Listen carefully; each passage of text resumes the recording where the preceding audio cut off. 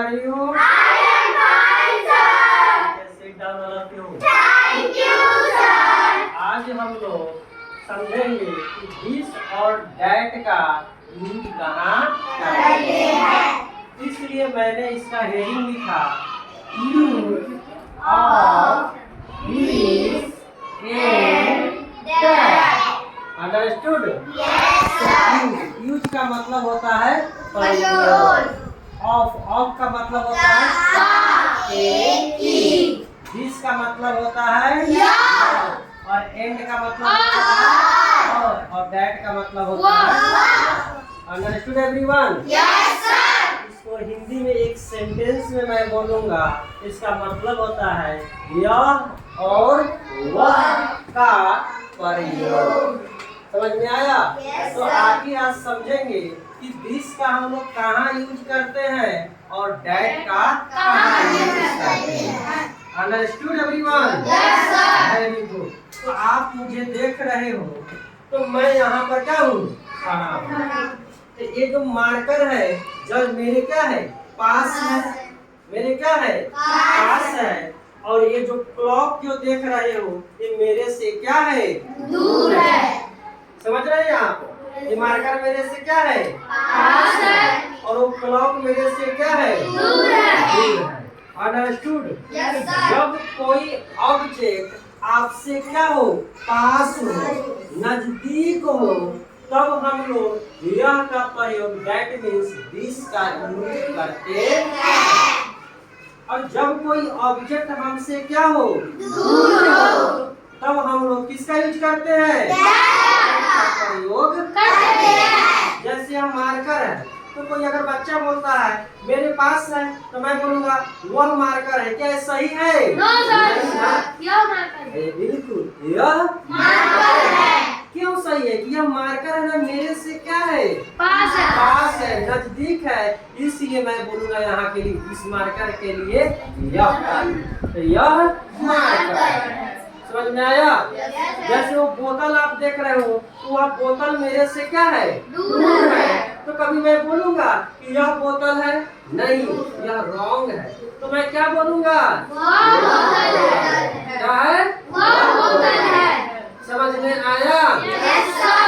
जैसे अनाया है तो अनाया मेरे से क्या है? नजदीक है। तो मैं क्या बोलूंगा? यह अनाया है। समझ आया? और अभिषेक वहाँ पर बैठा है तो अभिषेक देखिए मेरे से क्या है? दूर है। तो आप बताइए मैं बोलूंगा कि यह अभिषेक है? नहीं, मैं क्या सेंटेंस का यूज करूंगा? वह है। समझ में आया? Yes, sir. इसका हिंदी क्या होता है? यह। और दैट का हिंदी क्या होता है? वह होता है। तो जब कोई ऑब्जेक्ट आपसे नियरेस्ट हो तो आप किसका यूज करेंगे? इसका यूज करेंगे।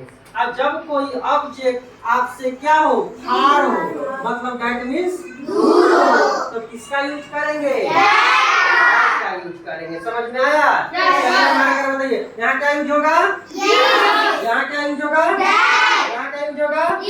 यहाँ क्या यूज होगा? Very good. Understood everyone? इसलिए मैंने लिखा दिस। तो दिस का मतलब क्या होता है? और दैट का मतलब क्या होता है? वह होता है। समझ में आया? यहाँ पर मैं शॉर्ट में लिख दिया फॉर नियर। कोई ऑब्जेक्ट आपसे नियर हो तो आप दिस का यूज करेंगे और कोई ऑब्जेक्ट आपसे दूर हो, फार हो तो आप किसका यूज करेंगे? और एक हिंदी वर्ड होता है यूज और इसका मतलब क्या होता है? Understood everyone? Any problem? तो देखिए यहाँ पर मैं कुछ सेंटेंसेस में आपको लिखा हूँ जो आपको क्या करना है? बनाना है। और दिस और दैट का यूज करके बनाना है। तो इस टाइप का जो सेंटेंस है तो इस टाइप का सेंटेंस का जो बनाने का जो मेरा जो स्ट्रक्चर जो होता है तो सबसे पहले हम लोग दिस या दैट का क्या करते हैं? यूज करते हैं। तो देखते हैं कि उस हिंदी सेंटेंस में यह है कि वह है तो उसके अकॉर्डिंग दिस और दैट का यूज करते हैं। और दिस और दैट जो होता है वो हमेशा सिंगुलर होता है। सिंगुलर होता है मतलब हमेशा एक के लिए यूज किया जाता है। समझ में आया? और हमेशा और इस दिस और दैट के साथ जब यहाँ है लगा रहेगा तो हमेशा इज का यूज किया जाता है। अंडरस्टूड। Yes. और यहाँ पर नाउन का, किसका? नाउन जो रहेगा तो उसका नाउन का यूज किया जाता है। समझ में आया?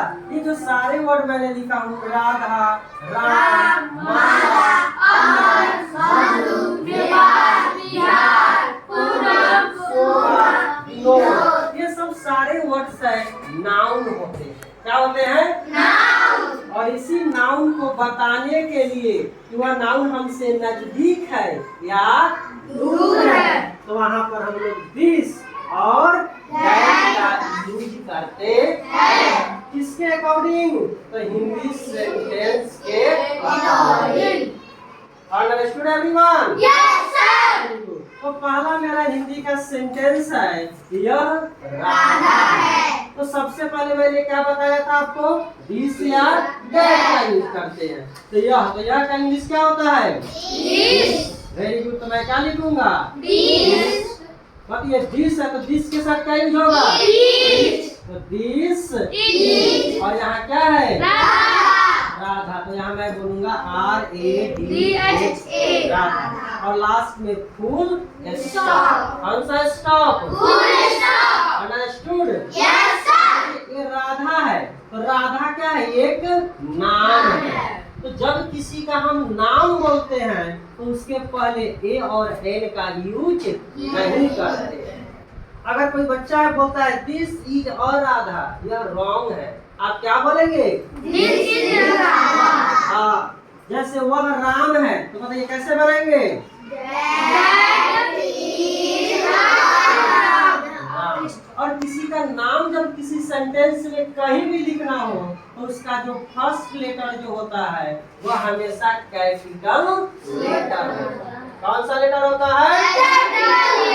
अंडरस्टूड? अगर आप लास्ट में फुल स्टॉप नहीं देते हैं तो यह सेंटेंस रॉन्ग माना जाएगा।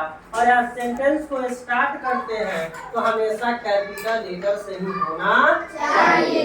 अगर स्मॉल लेटर से स्टार्ट करते हैं तब भी आपका यह सेंटेंस रॉन्ग माना जाएगा। अंडरस्टूड? नेक्स्ट, वह माला है तो क्या बनाएंगे? That is Mala. That is Mala. Understood? Yes sir. बताइए, वह रौनक है। That is Raunak. Very good. वह दृष्टि है। दैट इज दृष्टि। यह शिवम है। That is Shivam. This is Shivam. Understood everyone? Yes sir. तो आपको याद हो गया? Yes sir. Very good. आप घर से ये सब सारी चीजें हैं जो बनाकर और याद कर कर समझ कर आएंगे। और आप अपने घर पर जाएंगे तो अपने रूम में बैठते हैं तो बहुत सारे रूम में क्या रखे रहते हैं? ऑब्जेक्ट्स होते हैं ना। तो वहाँ पर उस ऑब्जेक्ट्स का नाम आपको पता होगा और आप वहाँ पर बैठ कर बोलेंगे कि जो ऑब्जेक्ट सबसे नियरेस्ट होगा तो बोलिएगा this is a pen, this is a book. समझ में आया? और जो दूर होगा तो बताइए, बोलिएगा ऐसे, that is a clock, that is a pen, that is a bulb. Understood? Yes sir. Okay, very good. Clapping for all.